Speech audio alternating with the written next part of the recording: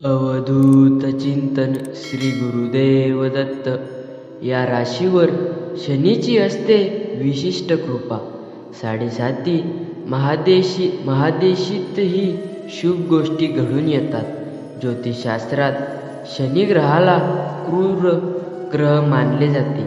शनीच्या वक्रदृष्टीला सगळे घाबरतात, परंतु शनी लोकांना त्यांच्या कर्मानुसार फळ देतो. शनी ग्रहाचा स्वभाव सत्याचे अनुसरण करणे आहे. पृथ्वीतलावर असलेल्या प्रत्येक मनुष्याच्या चांगल्या वाईट कर्माचा हिशोब शनिदेव करत असतो असे मानले जाते. या कारणास्तव शनिदेवाला कलियुगातील न्यायाधीश किंवा न्यायाधीश म्हणूनही ओळखले जाते. तर मित्रांनो, जे स्वामी भक्त आपल्या चॅनलवरती नवीन असाल तर चॅनलला लगेच सबस्क्राईब करा आणि कमेंटमध्ये श्री स्वामी समर्थ लिहायला विसरू नका. चला तर व्हिडिओला सुरुवात करूया. बहुतेक लोक शनीची 7.5 अशुभ मानतात, परंतु हे पूर्णपणे चुकीचं आहे.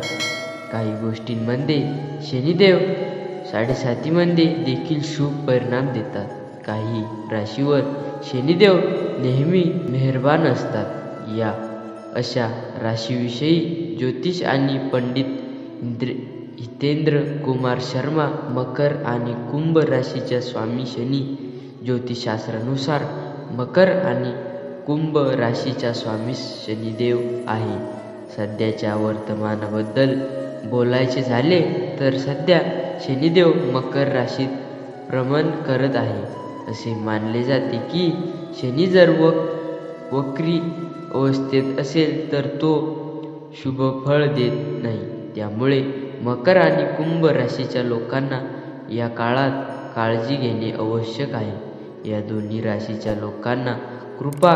ज्योतिषशास्त्रानुसार धनु आणि मीन राशीच्या लोकांना शनिदेव जास्त त्रास देत नाहीत. जोपर्यंत या राशीची कर्मे चांगली असतात तोपर्यंत शनिदेव त्यांना शुभ फळ देतात. याशिवाय या राशीच्या सर्व लोकांनी शनिदेवाच्या नियमाचे पालन केल्यास या राशीचे लोक शनिदेवाचा आशीर्वाद प्राप्त ठरतात आणि शनिदेवही या लोकांना मान सन्मान आणि संपत्ती प्रदान करतात.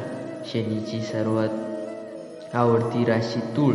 ज्योतिषशास्त्रात असे मानले जाते की शनिदेवाची सर्वात प्रिय राशी म्हणजे तूळ राशी. लोकांनी इतरांचे भले केले तर त्यांचे प्रगतीला सहकार्य ठरते. तूळ राशीच्या लोकांनी आपली कर्मे चांगली ठेवली तर शनीही त्यांना अनपेक्षित फळ देतो आणि त्यांना आयुष्यात उच्च पद प्रदान होते.